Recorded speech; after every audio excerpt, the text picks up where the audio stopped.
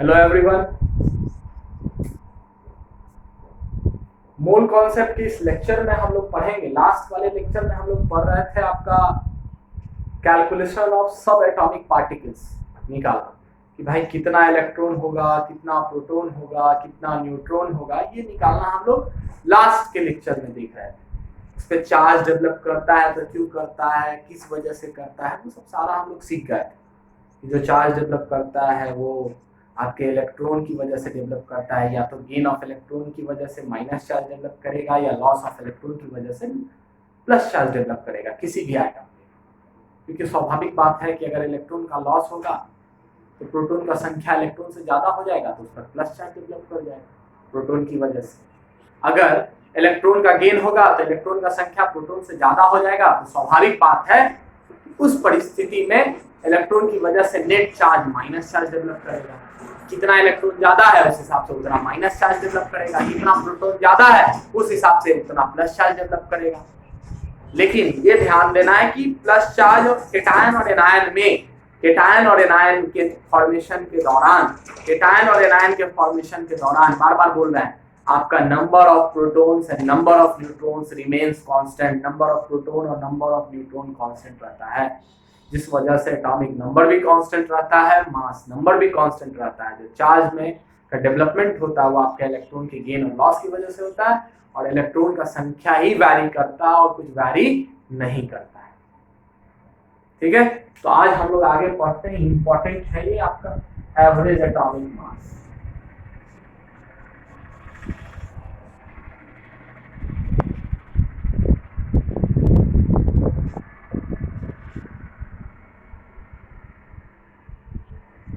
अब ये average atomic मास क्या देखा गया क्या कि कुछ एलिमेंट का एटॉमिक मास फ्रैक्शनल आया। क्यों फ्रैक्शनल आया? तो देखा क्या गया कि कोई एलिमेंट है, पहले समझिए ये एलिमेंट एक्स है आपका, जिसका एटॉमिक नंबर जेड है, मास नंबर ए, ठीक ना। ये ऐसे ही रिप्रेजेंट करता है किसी भी एलिमेंट को। तो यहां आप समझ सकते हैं कि एलिमेंट का अलग अलग आइसोटॉप्स होता है। तो एटॉमिक नंबर से आइसोटॉप्स किसको बोलते हैं?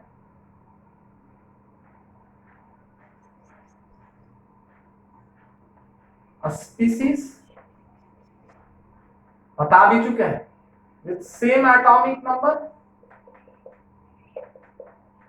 But different mass number.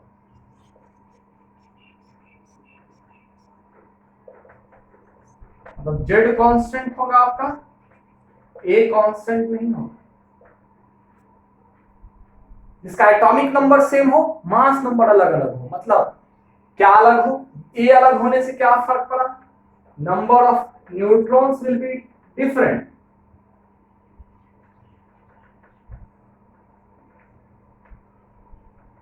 सारे स्पीशीज में नंबर ऑफ न्यूट्रॉन्स अलग होगा and number of protons will be same.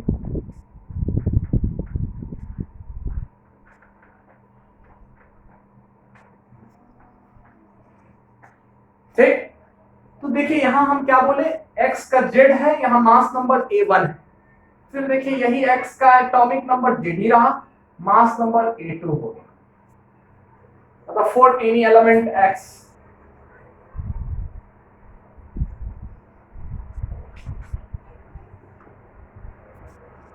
तो इन दोनों के बीच कौन सा रिलेशनशिप है? एटॉमिक नंबर सेम है, मास नंबर अलग अलग है, तो इन दोनों को हम लोग क्या बोलेंगे? आइसोटॉप्स। क्या बोलेंगे हम? ये आपका, ये दोनों आइसोटॉप्स। तो आइसोटॉप्स किसी भी कुछ एलिमेंट्स का आइसोटॉप होने की वजह से कुछ एलिमेंट के पास क्या होता है? आइसोटॉप होता है, स्टेबल आइसोटॉप्स। अनस्टेबल हो तब तो कोई फर्क नहीं पड़ता। वो कुछ मॉलिक्यूल, कुछ एलिमेंट्स के पास स्टेबल आइसोटॉप्स होते हैं,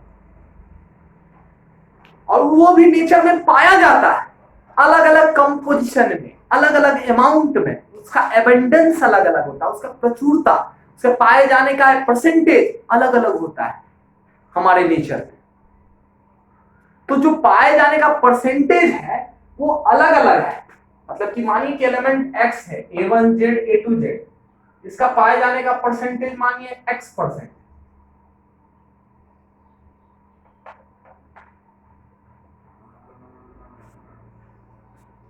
इसका पाए जाने का परसेंटेज कितना, मानिए 2 ही आइसोटोप पॉसिबल है, तो 100 माइनस x%। अगर ये 40% पाया जाएगा तो ये 60% पाया जाएगा, टोटल तो 100% ही होता है ना, sum of all the percentage is 100%। तो देखा क्या, मानिए कि तीसरा रहा तो क्या बोलिएगा यहाँ, ये y%, फिर उस परिस्थिति में क्या हो जाएगा, 100 माइनस x प्लस y%। तो देखिए यहाँ समझने वाली बात क्या है कि यहाँ अलग अलग स्टेबल आइसोटोप्स पाए जाने की वजह से हम इस एलिमेंट का एटॉमिक मास को ना तो हम A1U लिख सकते हैं, एक एटम के मास को ना तो हम A1U लिख सकते हैं, या एक मोल के मास को ना तो हम A1 ग्राम लिख सकते हैं, ना ही A2 ग्राम लिख सकते हैं, और ना ही A3 ग्राम लिख सकते हैं। क्यों?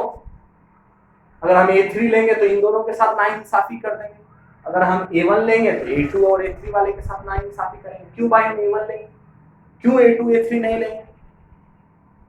अगर A2 ले रहे हैं तो A1 A3 को क्यों नजरअंदाज करेंगे, अगर A3 ले रहे हैं तो A1 A2 को क्यों नजरअंदाज करेंगे?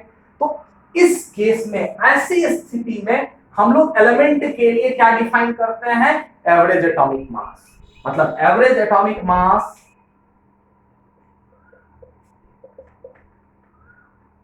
is possible for such elements which have more than one stable isotopes with different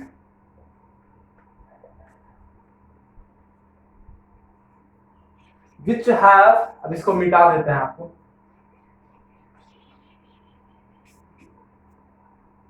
average atomic mass is possible for such elements which have more than one stable isotopes with different percentage abundance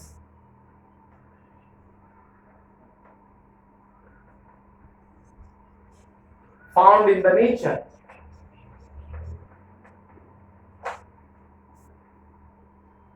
ये ध्यान दीजिए, वैसे सारे elements का percentage abundance मतलब पाए जाने की प्रचुरता का मात्रा, प्रतिशत, मतलब नेचर में पाए जाने का प्रतिशत अलग अलग होता है, और वैसे अलग अलग परसेंटेज वाले आइसोटॉप्स, जो आइसोटॉप अलग अलग परसेंट में नेचर में पाया जाता है, स्टेबल आइसोटॉप्स अलग अलग परसेंट में नेचर में पाया जाता है, वैसे सारे आइसोटॉप्स, वैसे सारे एलिमेंट्स जिसके आइसोटॉप्स पाए जाते हैं नेचर में, वो आइसोटॉप स्टेबल होता है और उसका एबंडेंस मतलब नेचर में पाए जाने का प्रतिशत अलग अलग होता है।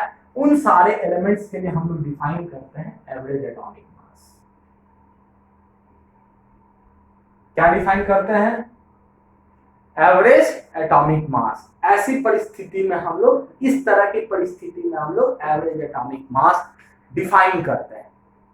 और देखिए आगे देखते हैं,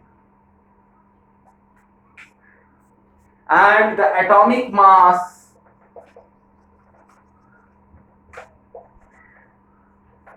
फॉर सच एलिमेंट्स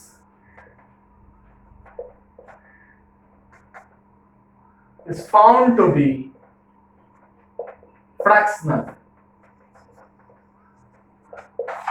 और वैसे एलिमेंट के लिए हम लोग जो एटॉमिक मास पाते हैं वो एटॉमिक मास मेरा क्या होता है, फ्रैक्शनल होता है, कोई होल नंबर नहीं होता।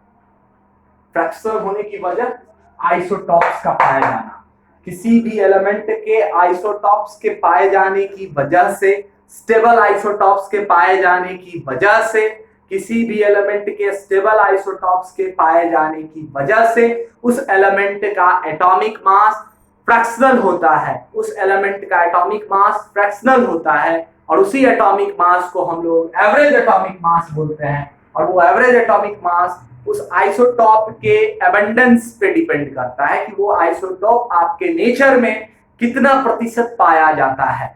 जो आइसोटॉप जितना अधिक प्रतिशत पाया जाएगा उसका एवरेज एटॉमिक मास में कंट्रीब्यूशन उतना ही ज्यादा होगा, ये समझिए, ठीक है।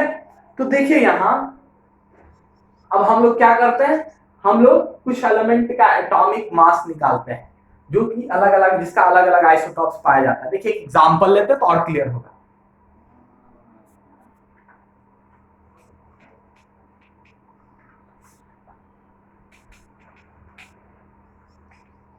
क्वेश्चन के थ्रू इसको समझेंगे, कोई फॉर्मूला रटने की जरूरत नहीं है। Chlorine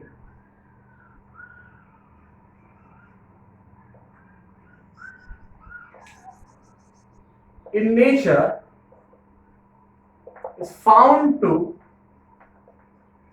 exist as chlorine 1735 and chlorine 1737।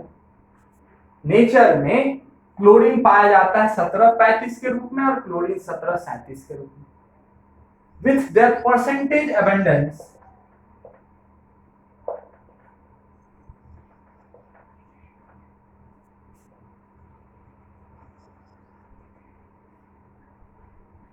is found to be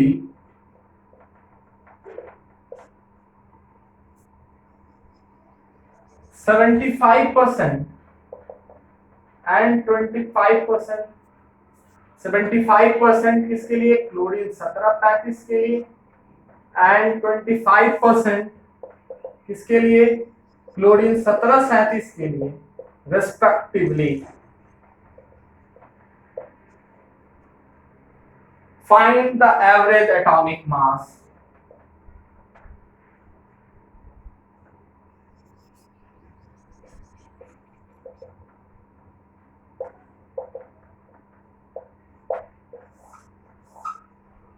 find the average atomic mass of chlorine।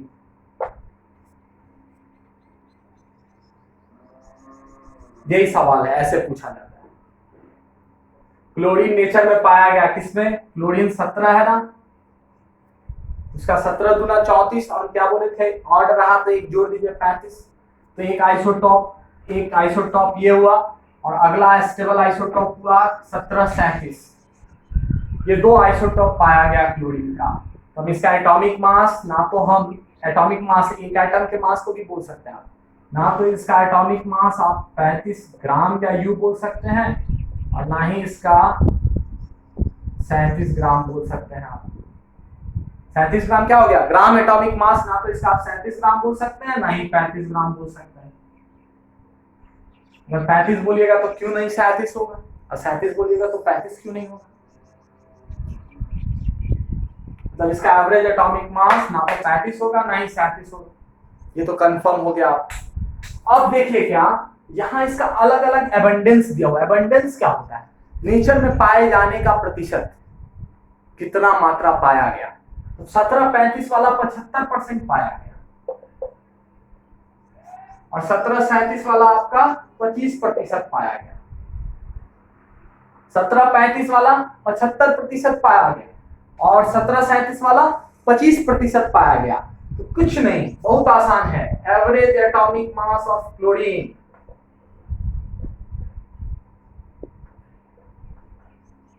जो हो जाएगा वो 75% किसका, 1735, मतलब इसका एटॉमिक मास कितना लीजिएगा 35। तो 35 का कितना प्रतिशत लीजिएगा, मात्र 75%।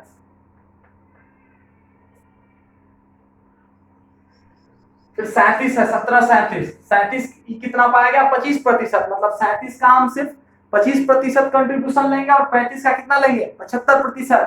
तो 35 इंटू 75/100 प्लस 37 इंटू 25/100। अब आप मल्टीप्लाई करिए इसको, ये देखिएगा आपका अप्रोक्सीमेटली आपका आएगा 35.5। ये आप मल्टीप्लाई करके देखिएगा।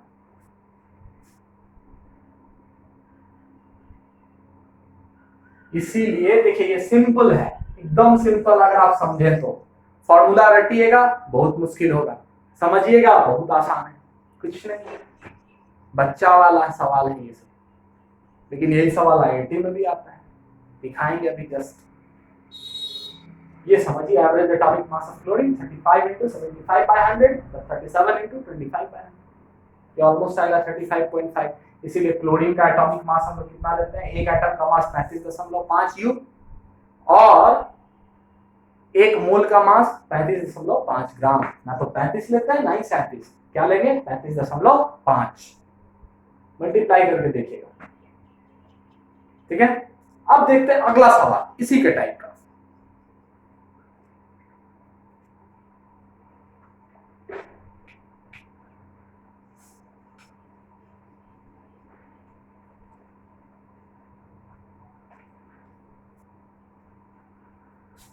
Boron has two naturally occurring isotopes। Naturally occurring boron का दो नेचुरली ऑकरिंग आइसोटॉप्स होगा, नेमली बोरॉन 510 एंड बोरॉन 511। 510 और 511। The percentage abundance boron 510 is 20%, और जब ये 10-20% तो 5-11 कितना हो जाएगा 80%। is 80% in nature respectively।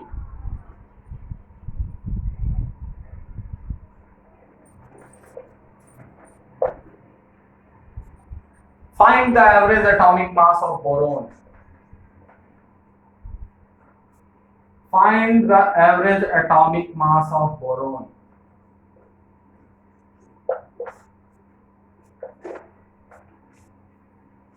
Boron का दो नेचुरली ऑकरिंग आइसोटॉप है, बोरोन 510 511।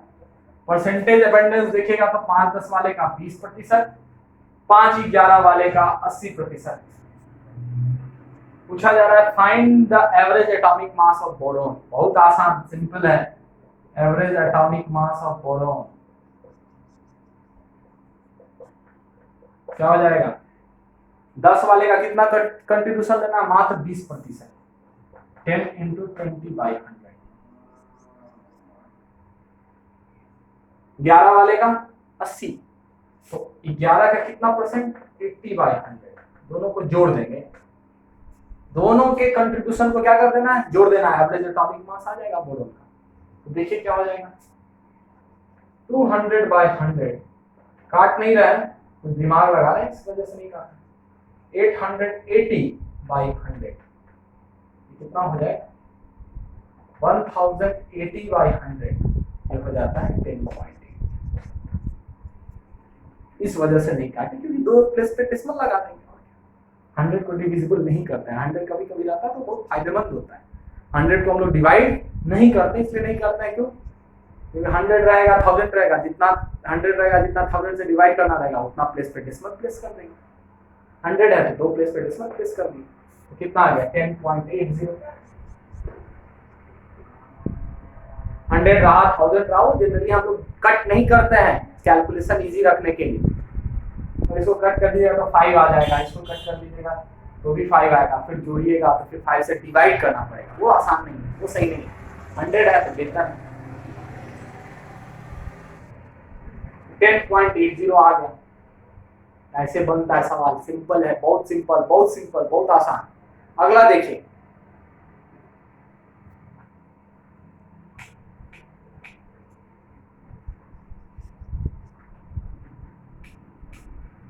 ये आपका सवाल आया था IIT JEE 2009 में।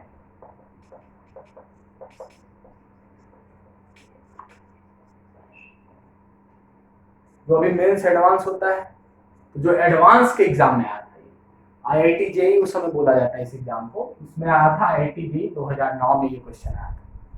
Iron has 3 naturally occurring isotopes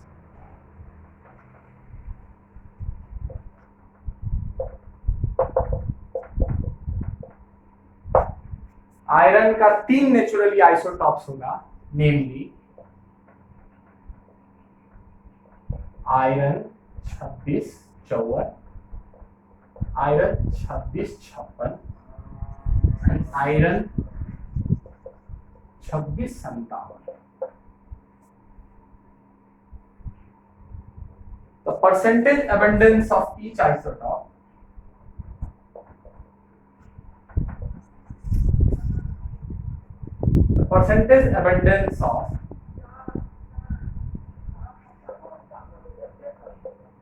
isotope in nature is iron 2654 का 5%,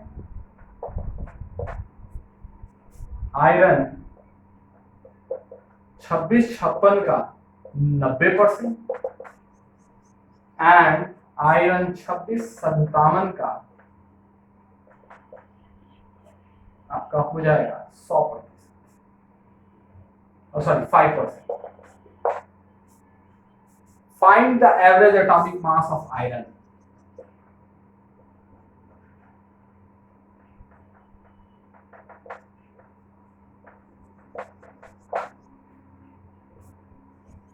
ये था IIT JEE 2009 में क्वेश्चन आया था, आपके सिंपल मोल कॉन्सेप्ट से आया था यही क्वेश्चन. आयरन का 3 नेचुरली आइसोटॉप होता है, कौन कौन? Iron 2654, iron 2656, iron 2657. इसका परसेंटेज एबंडेंस जो होगा हर एक आइसोटॉप का नेचर में 54 वाले का 5%, 56 वाले का 90%, 57 वाले का 5%. तो पूछ रहा है average atomic mass of iron क्या होगा? बहुत सिंपल, आपको भी पता है. Average atomic mass of iron क्या हो जाएगा? विल बी इक्वल टू क्या हो जाएगा? 54 लिखेंगे. उसका कितना प्रतिशत लेना है? How many, what is the percentage abundance? Only 5%. So we should take 55% of 54. तो क्या होगा? 5/100 प्लस 56 लेना है, लेकिन कितना परसेंट लेना है? मात्र 90%. 56 इंटू 90/100. 57 लेना है, कितना परसेंट? मात्र 5%. तो 57 इंटू 5/100. एक लाइन पे सवाल बन गया. सोचिए क्या हो जाएगा, तो कैलकुलेट कर लीजिए तो आपका आंसर हो जाएगा.